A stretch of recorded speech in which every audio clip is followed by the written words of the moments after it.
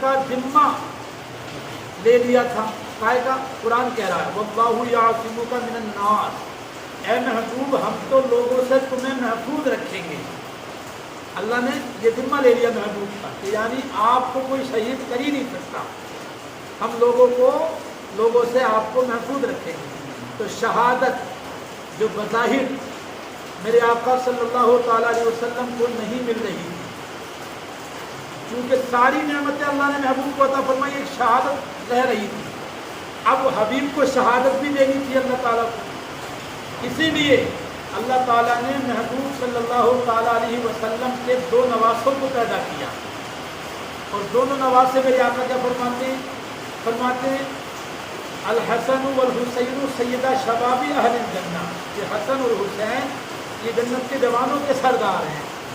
और अल्लाह ताला ने दोनों को शबीह मुस्तफ़ा बनाकर दुनिया में भेजा, यानी दोनों मेरे आका सल्लल्लाहु ताला अलैहि वसल्लम की तमसील हैं, ठीक है ना। तो अब इमाम आली मकाम सैयदना इमाम हुसैन रज़ी अल्लाह ताला अन्हु पाँव से सीने तक मुशाबे हैं सरकार, और इमाम हसन सीने से सर तक सरकार के मुशाबे हैं। तो अब बज़ाहिर इमाम आली मकाम सैयदना इमाम हुसैन और इमाम हसन हैं। अब अल्लाह के रसूल सल्लल्लाहु अलैहि वसल्लम ने फरमाया कि ये मेरे दोनों शहजादे मुझसे हैं और मैं इनसे हूँ, ठीक है। अब शहादत दो किस्म की होती है, एक होती है शहादत जहरी, एक होती है शहादत सिर्री। शहादत सिर्री वो होती है जो छुपी हुई शहादत हो, और शहादत जहरी वो होती है जो खुल्लम खुल्ला शहादत हो। दोनों शहादतें होती हैं, दोनों अलग अलग किस्म की। अब अगर इमाम आली मकाम सैयदना इमाम हुसैन रज़ी अल्लाह ताला अन्हु शहीद ना होते या इमाम हसन शहीद ना होते, उनकी जगह सरकार ही को ये नेमत दे दी जाती, तो दोनों शहादतों का फैज़ नहीं आती हिस्से में। एक शहादत का फैज़ आता या तो शहादत जहरी का या सिर्री का, और अल्लाह ताला को शहादत भी देनी थी और दोनों किस्म की शहादत देनी थी, शहादत जहरी भी और शहादत सिर्री भी। तो इमाम हसन को बनाया सर से सीने तक मुशाबे, तो इमाम हुसैन को सीने से पाँव तक मुशाबे बनाया, समझ रहे हैं आप? सुभान अल्लाह। तो अब इमाम हसन के हिस्से में शहादत सिर्री का फैज़ आया। बज़ाहिर इमाम हसन को शहादत मिली, लेकिन बबातिन यानी हकीकत में मेरे मुस्तफ़ा को वो शहादत, ठीक है। क्यों? क्योंकि सरकार सल्लल्लाहु अलैहि वसल्लम के जिगर का टुकड़ा है इमाम हसन इमाम हुसैन, और आप जानते हैं पूरे जिस्म में जिगर अहम होता है, अगर जिगर का टुकड़ा कटता है तो जिस्म को तकलीफ होती है। अब इमाम हसन की शहादत हुई सिर्री, उनको जहर देकर शहीद किया गया, ये उनकी शहादत सिर्री यानी उनकी शहादत पोशीदा है। शहादत शहीद करने वाला क़यामत तक के लिए पोशीदा है, छुपा हुआ है, क्योंकि ये छुपी हुई शहादत है, इसका फैज़ आता को मिल गया। इमाम हुसैन को शहादत जहरी हुई ऐसी कि अव्वलीन और आखिरीन में उनकी शहादत के चर्चे हैं, ठीक है ना। यहाँ तक के जिन्नात हूर व मलक फरिश्ते सब में उनके शहादत के चर्चे हैं। ज़मीन और आसमान हर चीज़ गवाह है कि इमाम हुसैन को शहीद किया गया है। और शहीद करने वाले कौन है ये भी पूरा ज़माना जानता है, ठीक है। अब दोनों बातें आपको समझ में आ गई। इमाम हसन के हिस्से में शहादत सिर्री आई, तो बज़ाहिर इमाम हसन की शहादत थी, बबातिन मेरे मुस्तफ़ा की शहादत थी, वो फैज़ मिल गया मुस्तफ़ा को। अब इमाम हुसैन को अल्लाह ताला ने शहादत जहरी का फैज़ अता फरमाया, तो बज़ाहिर इमाम हुसैन की शहादत थी, बबातिन मेरे मुस्तफ़ा की शहादत, ठीक है। अब इमाम हसन और इमाम हुसैन की शहादत की खबरें उनके पैदा होने से ही मेरे आका सल्लल्लाहु ताला अलैहि वसल्लम ने सुना दी थी, तो उनको तैयार ही किया गया था शहीद करने के लिए। अब आइए इस पॉइंट पे कि इमाम हसन और इमाम हुसैन अफजल हैं, है नहीं है? कितने अफजल हैं? तमाम जन्नत के जवानों के सरदार हैं, और उससे भी सबसे बड़ी फख्र की बात यह है कि महबूब खुदा के नवासे हैं, ठीक है। महबूब खुदा का खून उनके अंदर है, सरकार के लाल हैं दोनों, तो कितने अफजल हो गए? बहुत ज़्यादा अफजल हो गए। लेकिन इमाम हसन को और इमाम हुसैन को मेरे आका ने शहीद करा दिया, किसकी खातिर? दीन की खातिर।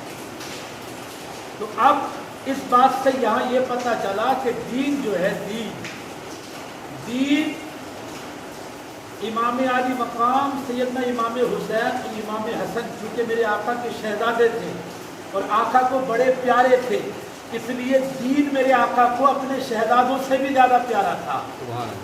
دین کی خاطر شہزادوں کو قربان کر دیا، ٹھیک ہے۔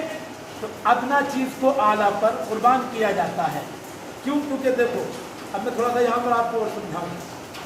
چار چیزیں ہر انسان کے لیے ہر انسان کے لیے بڑی پیاری ہوتی ہیں، چار چیزیں، چاہے وہ کسی بھی مذہب کا ہو، کسی بھی مکتبہ فکر سے تعلق رکھنے والا انسان ہو، ہر انسان کا یہ خاصہ ہے، اس کی فطرت ہے کہ اس کو چار چیزیں بہت عزیز ہوتی ہیں۔ نمبر ایک، سب سے پہلے اس کو وطن پیارا ہوتا ہے، ٹھیک ہے۔ اور یہ بات بھی آپ ذہن میں رکھیں جو میں نے ابھی بتائی، ہر ادنا چیز کو اعلیٰ پر قربان کیا جاتا ہے۔ ادنا چیز کو، کبھی اعلیٰ چیز کو ادنا پر قربان ہوتے ہوئے دیکھا ہے؟ نہیں، ادنا چیز کو اعلیٰ پر قربان کیا جاتا ہے۔ تو وطن پیارا ہے، لیکن وطن کی محبت اپنی جگہ ہے۔ ہر انسان چاہے کوئی سے بھی مذہب کا ہو، اسے وطن پیارا ہوتا ہے، لیکن وطن سے زیادہ پیاری ہوتی ہے دولت۔ کیا ہوتی ہے؟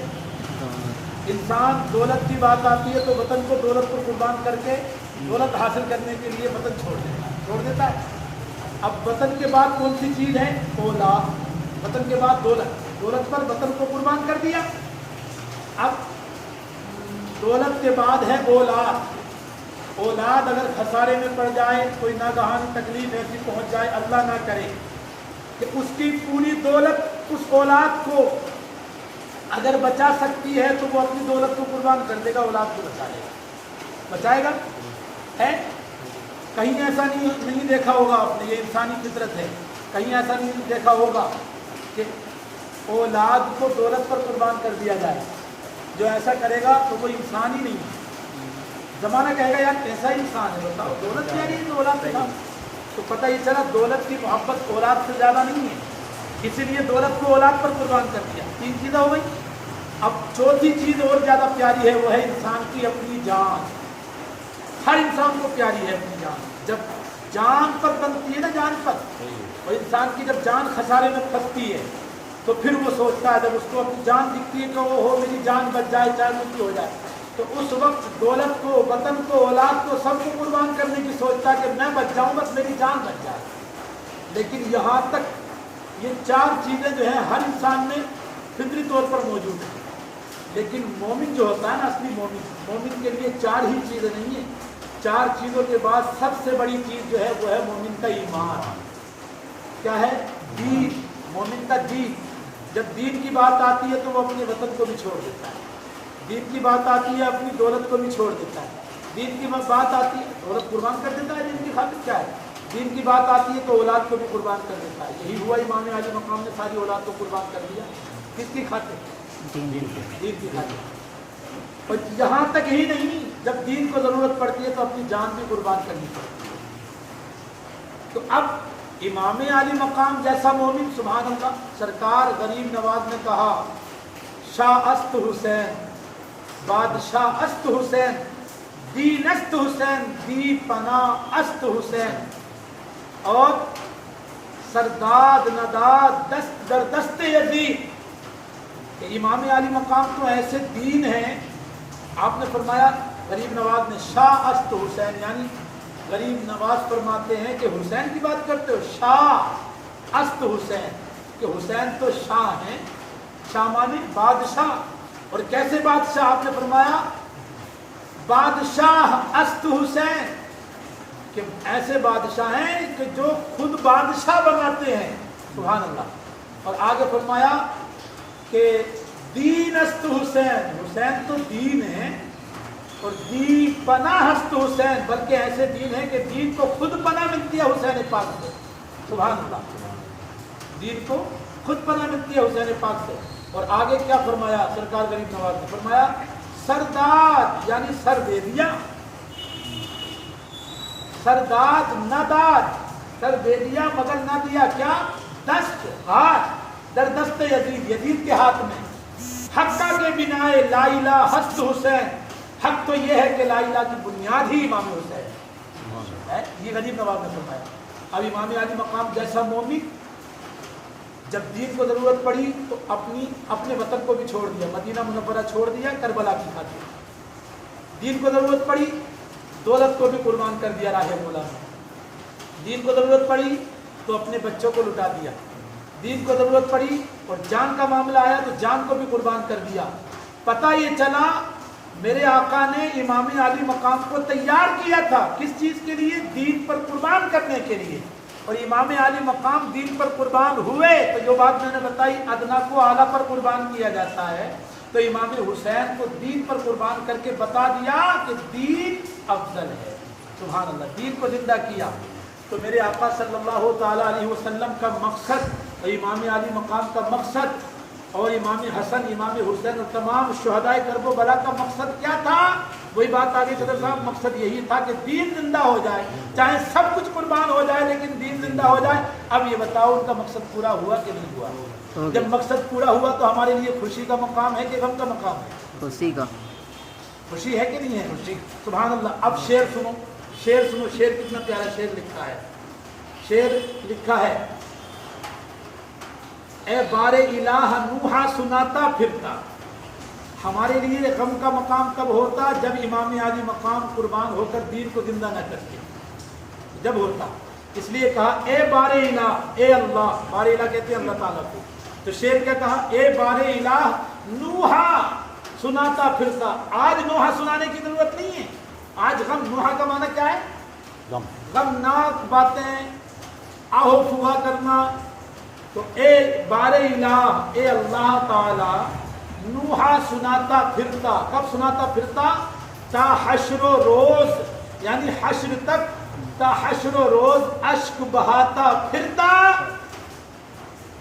امداد نہیں کرتے اگر کربلا میں حسین، اسلام تیرا ٹھوکریں کھاتا پھرتا۔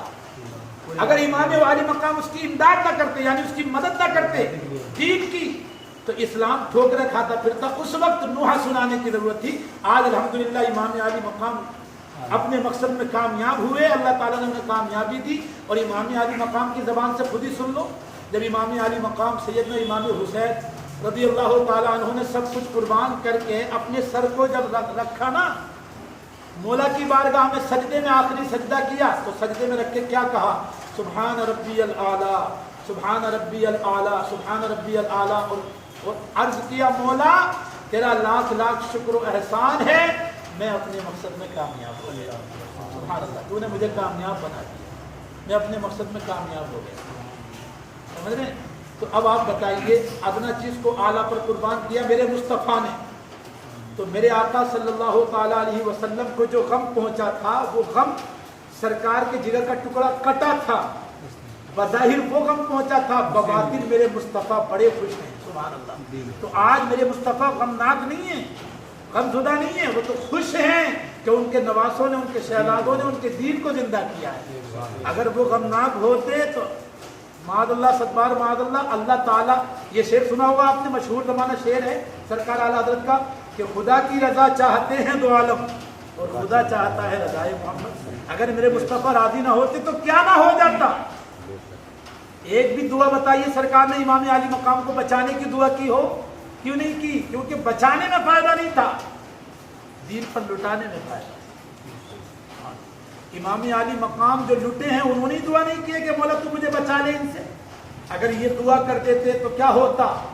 ہوتا یہ کہ وہ یزیدی جو لشکر تھا، ایک دعا امام عالی مقام کی ہوتی اور بد دعا بن کے ان کے لیے نکلتی، تو ہوتا یہ کہ کربلا کی زمین ہی ان کے لیے قبرستان بن جاتی، ایسی قبرستان بن جاتی قیامت تک کے لیے دھس جاتے اس میں۔ مگر امام عالی مقام نے صبر کیا، صبر کا دامن نہیں چھوڑا، اور آخری سانس تک یہی دعا کرتے رہے، مولا تو مجھے کامیاب بنا دے، مولا تو مجھے کامیاب بنا دے، یہی دعا ہوئی ہے۔ اور میرے آقا صلی اللہ علیہ وسلم کی بھی یہی دعا ہے، سرکار صلی اللہ تعالیٰ علیہ وسلم نے یہی دعا فرمائی ہے کہ اللہ تعالیٰ تو میرے بیٹے کو صبر اور اجر عطا فرما، صبر اور اجر عطا فرما، تاکہ میرا بیٹا، میرا نواسا، میرا شہزادہ کامیاب ہو جائے۔